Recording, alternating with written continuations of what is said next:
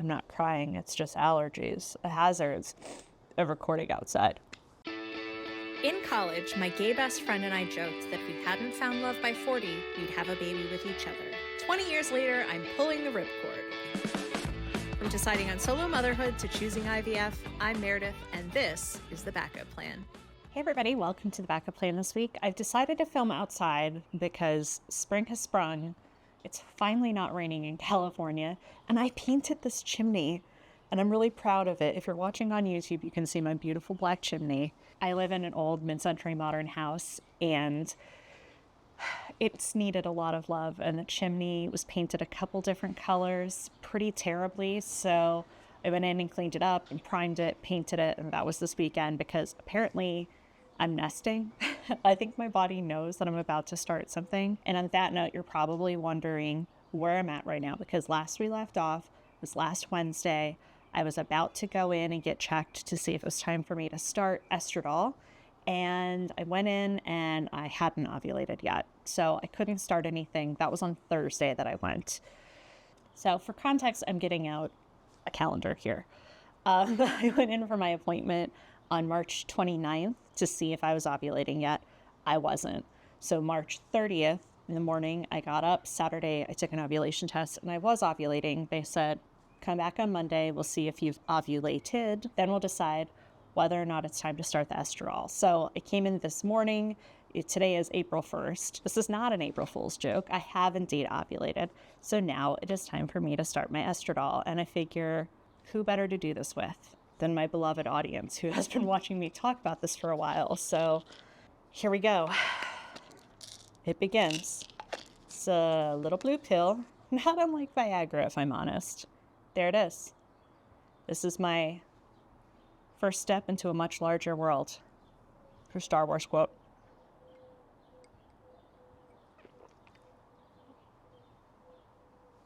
There it is. I don't feel any different yet, but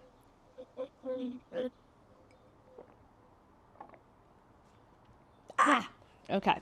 So I've started. So what updates do I have for you guys this week otherwise? I will say that Kindbody has kind of let me down this week.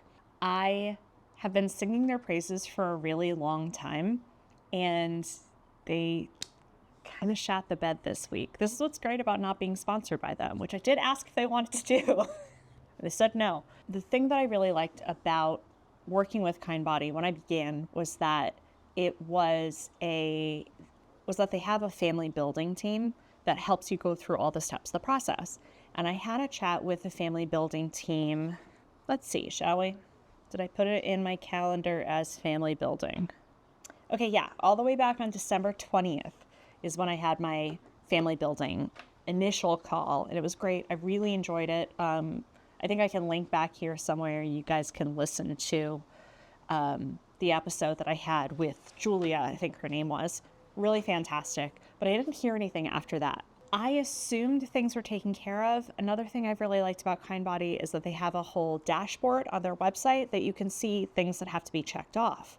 Nothing has been checked off for me. It just kind of has stuff I know I've done, right? Like initial blood tests. I'm like, yeah, I remember doing that. Hasn't been checked off. So I kind of put it off as like nobody really uses this checklist. It's just kind of a, standard thing that sits on the dashboard until you're all the way done. Would I like an actual checklist that I see checks checked off on? Yeah, I'm type A. I love a checklist. So I gave that up and I didn't worry about that really. I figured they were doing their own things in the background. Then all of a sudden I got this message this week that said, hey, have you done this genetic screening that costs extra money? Have you gotten your legal paperwork in? Have you done this? Have you done that? I'm like, nobody has asked me for these things. So I don't know where to upload them to or who to upload them to. And I wrote a very sassy message back. Ooh, and actually, while I'm pulling up the app, which blows, like it does, Kindbody is great. I do like them. I don't want this to come off as like I wouldn't work with them again. I would, but there are just some things you have to keep signing into the app every single time. And then sometimes it tells me, oh, sorry, it didn't work this time. Like, try again later. You don't have an account with us. And I'm like, I know I have an account with you. All right, they say I have a new message, so I can read this here too. Okay, this was a message from my nurse saying, looks like you're good to start the Estradiol pills. Glad I did that already. 1 tablet by mouth twice a day. Contact our office on day 1 of your first full flow menses. You can take 1 this evening and start twice a day tomorrow. Check. It's recommended you do a match consult with a genetic counselor to review both your genetic results with Michael's. I'm happy to send a referral to Gene Screen to set this up. If you choose to waive this, please let me know. I'll send you a waiver. I already signed the waiver. So, because I'm feeling good about all of our stuff. We don't have any crossover, so fine. That's fine. Okay, so the message that I got, this is from a new person in family planning. So the story that I've gotten is the family planning team has switched over. That the person that used to be leading it or something, somebody left and it just kind of stuff sat. But like, do you see how big this message is? Like, it's a lot of information all at once. The week I'm supposed to start stuff. It's frustrating. So yeah, they said like, you've got to do this additional genetic testing. Then you have to do this third-party consult, which we've gone through the third-party consults here before. I didn't like the person I was with before. If I had known I could have gotten my therapist to sign off on it instead, I totally would have done that. That's what we're doing with Michael, because I really thought this message that I got from them of all these things that I needed to get done. And I said, this is coming in pretty close to the actual date of egg retrievals and IVFs and what have you. I put off this stuff for a month because I got foot surgery. All of this stuff could have been done back then. The ball was just dropped. But luckily, the team that I've been working with in the office, my actual doctor, nurse, medical team, has been fantastic. And they've been emailing every day. The 2 of them, I guess. They were attacking the family building team. So I think things are settled. I think things are good. I think everything's going to be just fine. The nurse said to me at one point, I know this is upsetting. And I said, it's not upsetting yet. It's frustrating, but it's not upsetting yet. You don't want to see me mad. I did send a very terse message back to this family building consult here. I'm incredibly frustrated that this wasn't brought up earlier. I was going to start IVF last month, but I had a delay due to minor foot surgery. All of this could have been done back then, or even in February when Michael froze his sperm. Why is this all happening last minute? I'm really frustrated that this has been held up for reasons I can't control. I wouldn't say I have control issues. I would just say that I am aware of things that I can control and will endeavor to control as much as I can, right? Anyway, yeah, everything's been good since then. So we're rocking, we're rolling. My mom is going to be coming out here for the egg retrieval. I could have a friend drive me to it. That's going to be in 2-ish weeks. But I just told her, I was like, I want you here for it because I think that's going to be, I don't know what it's going to be. I would just rather have her here for that. So that's coming up.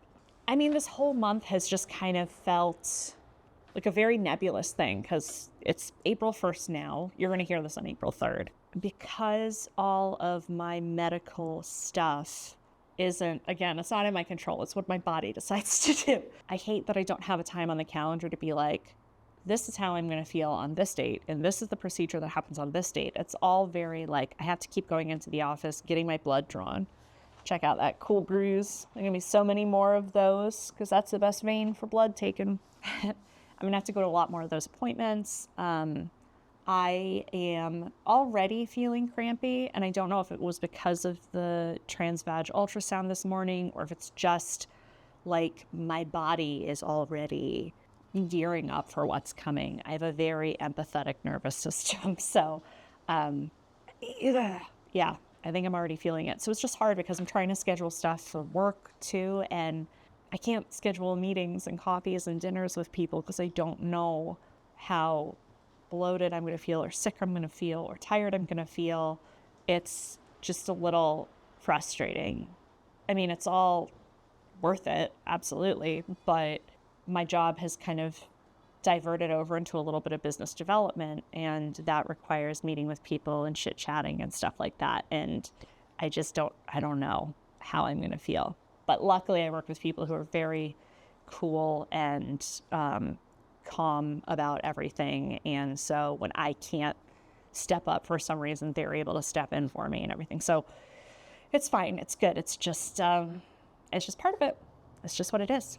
The only other update is that all of my meds are in and I have them organized in a very lovely little way. I bought an over-the-door shoe organizer, and then I have this very cute little label maker. It's only like $15 on Amazon, and then you get this app and you can like choose little fonts and cute little things and like print out. It's just like so much better than a label maker where you type in the thing and it's just like one long string. This has different kinds of stickers you can buy. So I bought like cable wrap stickers and use those. I have all these safety pins that I've saved for whatever reason off of like whatever Target t-shirt I've ever bought. They have these like little safety pins kind of like with a round bottom, if that makes sense.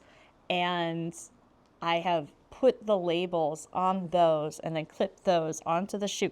It's really lovely and it makes me feel good. I had fun making the labels, and so that was part of my whole experience, was doing that. And my fridge is full of meds, so it's all happening. It's literally all happening. My last update this week is that I put up an Ask Me Anything on Instagram and said, if you have any questions about stuff I'm going through, let me know.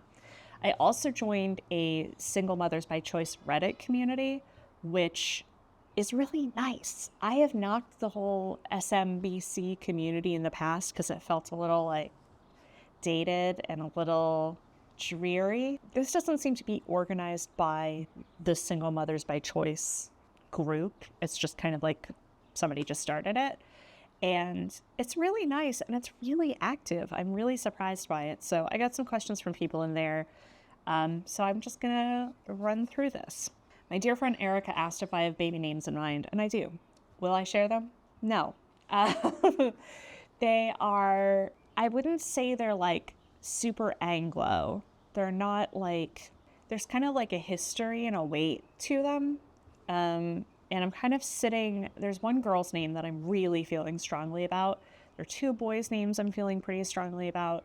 There are also some like naming traditions in our family that I want to keep going. So stay tuned is all I'll say. Like, it does feel like putting the cart before the horse, but I can't help myself. I like checklists. I like planning. You guys all know this at this point. So, yeah, I like the names I've chosen. I have a double last name, and I've been wondering about how I'm going to navigate that. My thought is that it's going to be, I'll say this, the double last name has always been problematic for me. A lot of people put a hyphen. There's no hyphen. A lot of people will call me by the first of my last names. Sometimes if it's like, you go to a place and they call your last name first and then your first name. If they ask me for my last name, I'll say it. And then they go, no, which is like, so that's your first name and your last name. But so your last name is this. And I'm like, no, So it's been kind of an annoyance, but what I don't want to get rid of them. So what I think I'm going to do is couple the first part of my last name and do a double middle name. And so they'll have just one single last name. And then part of me has thought about whether or not I should revert to the original German spelling of my last name. I don't know. I think about it. I go back and forth. Anyway. Stay tuned. And maybe I'll tell you, Erica, if you text me. I like getting people's reaction when I tell them. Really puts them on the spot. Makes them uncomfortable. I like it. Somebody, the screen name Laurent Sure asked how Ariana and I are doing. And if you watched the last episode of this podcast or listened to it, you would know we're doing very well. I love her very much. And I'm very excited for her to be coming back. And she's already bought me baby gifts. So good friend. Last night I was talking to a friend. I went to Disneyland. I had a whole last hurrah. I went on every roller coaster and had more than one drink. I had a few adult beverages, but not too many. And one of the friends that I was there with, she asked me about my relationship with Michael and how I think it'll change because of all of this. And my answer to her was that I think it's going to grow. I actually think it's going to get better. Him and I talk to each other a lot more than we have in years past. I think I mentioned in the past that we had, during COVID, there was a little bit of a hiccup in our relationship, but we've gotten over that, talked through it. I mean, we have to talk a lot more now because I'm having to text him about appointments he has to do, and he's texting me about forms he sent in and stuff. I don't foresee it changing our relationship in a negative way at all. I just see it as another bond for us to have. And I think as long as you keep up your communication, and when things start to nag at you a little bit, that you're open and honest about it, rather than keeping it quiet or talking to other people about it, which, I mean, we are all victims of and subject to. So everything's great so far. We're having a great time. Everything's wonderful. I had another question from somebody about why I am bypassing IUI and going directly to IVF. And actually, that brings up kind of a complicated situation, and I would love to hear from some of you guys on this. So I decided to, due to my age and due to, I don't know, more assurances that this will work, I decided to go right to IVF. There aren't as many guarantees with IUI, right? Like, it's a little bit less, there are less assurances that it's going to work. Not that IVF is foolproof, IVF definitely has a lower success rate than I'd like, but a higher success rate than IUI. I also decided to go this route because I want to test the embryos because of my age, and because I'm doing this on my own. I want to make sure that I'm working with the healthiest set of embryos that I possibly can. But I got this interesting message from somebody on Instagram that I'm going to pull up and I'm going to read to you. I mean, lots of people are talking to me, guys. I'm so tickled that so many of you are listening and reaching out and telling me how much this means to you. So thank you. So this is somebody named Allison. Hi, Allison. Thank you for listening. And she said that she read a lot of reputable medical articles about how inaccurate the testing can be and how there aren't enough studies and it's not regulated. People have had healthy babies with embryos that tested as abnormal. They're only testing a small section that is not representative of the whole embryo. So you could be discarding perfectly fine embryos. Time to pregnancy is longer when you're testing embryos because you're testing them, then you're putting them on ice, you're waiting to see what the results are, and then you're doing it. So yeah, it is longer. The only benefit that was found was that there was a slight decrease in miscarriage rate, but it's hard to know since they can't check what the success rate would have been on embryos that were discarded, and some embryos try and can correct themselves once they implant. I have not had the opportunity to fully look up all of these different articles and to really look into it. A lot of the stuff that I'm reading online about embryo testing is from clinics that do it, and obviously it benefits them financially if you are doing embryo testing. So they're not really saying anything negative about it. It's kind of, this message has gotten me to kind of think about a couple different scenarios and what I want to do. Should I just pop a fresh embryo in and see what happens? Depending on how many eggs I get, should I make embryos of all of them? Maybe would it be smart for me to save a couple of eggs for maybe a future relationship I have down the line with somebody? Should I test everything? It's kind of a numbers game too, though, right? I don't know how many eggs I'm going to get.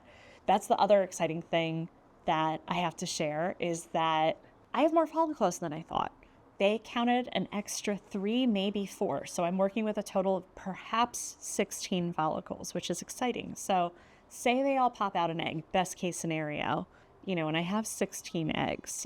What do I want to do with all of them? Do I want to do the same thing to all of them, or do I want to have a couple different contingency plans going? I don't know. This is something I'm kind of playing with in my brain right now, and I figure I'm going to be going to the doctor's office enough times that I'll be able to talk to them about some of these scenarios and figure out what's going to be best for me.